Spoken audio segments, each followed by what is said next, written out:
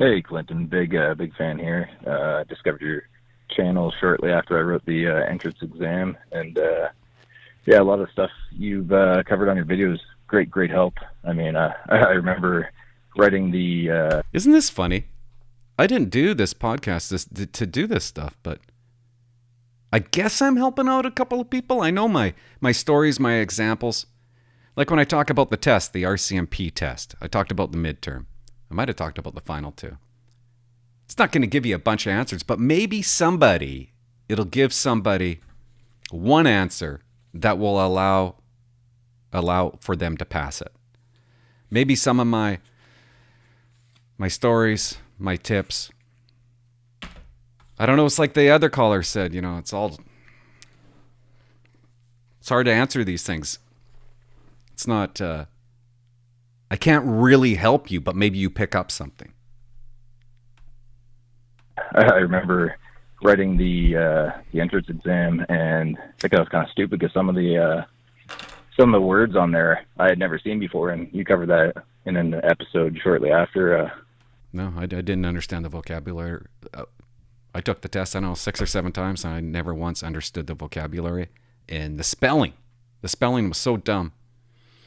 Never seen those words before. So that was pretty funny. But anyways, my question, I am on the psychiatric evaluation part of the application process now. Uh-oh. And I was curious exactly what that entails, because exactly? I'm not really sure what to expect. So I'm on that end, the medical part. So medical part. Any tips or whatever of what to expect? That'd be great. Thanks, man. Keep up the awesome work. Medical part. Hey, Clinton, big fan. Settle down. The medical part. I was scared. I was frightened. I was frightened about the medical part. It took me something like 10 years to become a police officer. And I finally made it to this part. I'm way deep into the process. And I knew if I wasn't going to make it at this point, I wasn't going to become a cop. And that would have been devastating to me.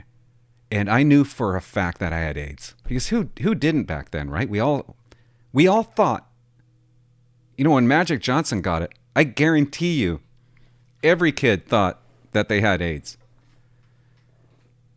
And I went for my medical, and they took blood. It was the first time ever. I ever remember somebody taking the, and I'm like, what are you going to test? You're going to test for AIDS. And I'm waiting for the results of my AIDS test. And I get a call at 4 a.m, maybe 3:30. And I jump out of my bed, and I run over to my phone. It's in the living room. It already went through all the rings, and nobody left a message on my answer machine. And when you could hit a number. I can't remember what it was back then, but it would tell you the last number that just called you. And it was some health place in Vancouver. It scared the living hell out of me. Turns out I'm AIDS-free. I don't have AIDS. Thank God. The medical scared me. I thought they were going to find something because I was just, I wasn't living a risk-free life. You know what I'm saying? I ingested everything that you could possibly think of. No drugs. But I just, I felt like I was doomed. I don't know. I felt there's no way that I could have spent my entire life, not caring about health and then have a clean bill of health. That's what I thought. So the medical scared me. I don't know what else to say about the medical. The guy threw me on the gurney, took my my heart rate.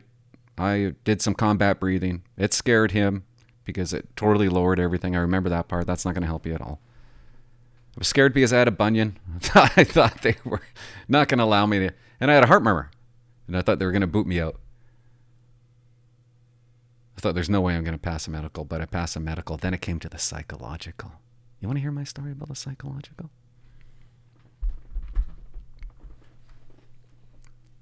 I find out I passed the medical part of it, even though the like she told me. This is back when you used to call them up. So I'm talking to the lady in recruiting, and she's like, Clint, you have to go see a psychiatrist. So this is what happened. I wrote this test. It was 500 or 600 questions. It was absolutely insane. It was a psychological test to see if I'm nuts.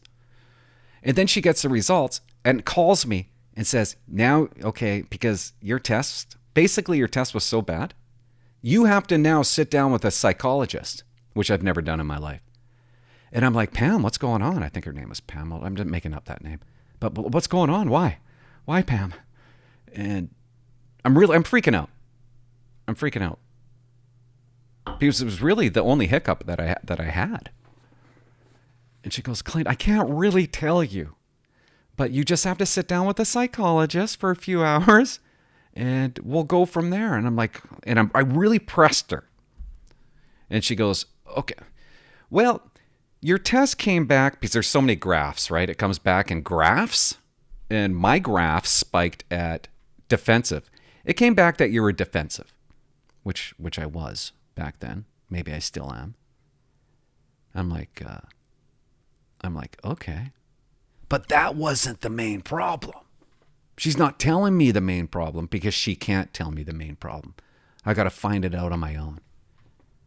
So I'm in Nanaimo, and I know that my test says that I'm defensive. So I'm like, Clint, no matter what, dude,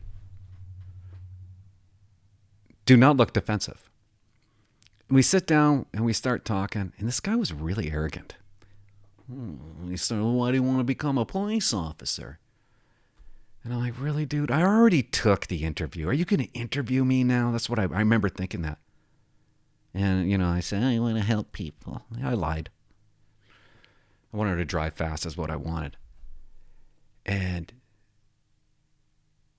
we're not even hardly into the conversation. You know what he says to me? He thinks he's smarter than me. He goes, he doesn't know that I know. He goes, you're coming across really defensive right now. What do you say to that? I'm like, oh my God, you're tricking me. You know I'm not coming across as defensive. I said, oh, holy cow. I guess I am. If that's your opinion of me, then yeah, I don't know why. But I guess I'll try not to be defensive. Because a defensive person, right, would go, no, I'm not. So just let him have it. Shut him right up. Then he started going through my test. And he asked me this question. I'm like, what? I answered yes on that one. And then he asked me another one, and it says, the question was, you like fires? And you put yes. And I'm like, yeah, I love fires. I love a campfire. Okay, that's good. And then he says this. You can see animals that other people can't see. You ticked off yes. And I went, whoa, what? No, I can't. I didn't mean to tick off yes. No, I cannot see I can't see things that other people can't see, okay? I can't see animals that other people can't see. Something to do with animals. You see animals that other people don't see? You see things that other people don't see? Anyways, the test told recruiting that I was a nut bar, that I was partially schizophrenic. So I finished that little interview with him, and I went back home and I called up I don't even know who she was. She was in recruiting. Might have been a nurse. I don't know. I can't remember. And she was so relieved.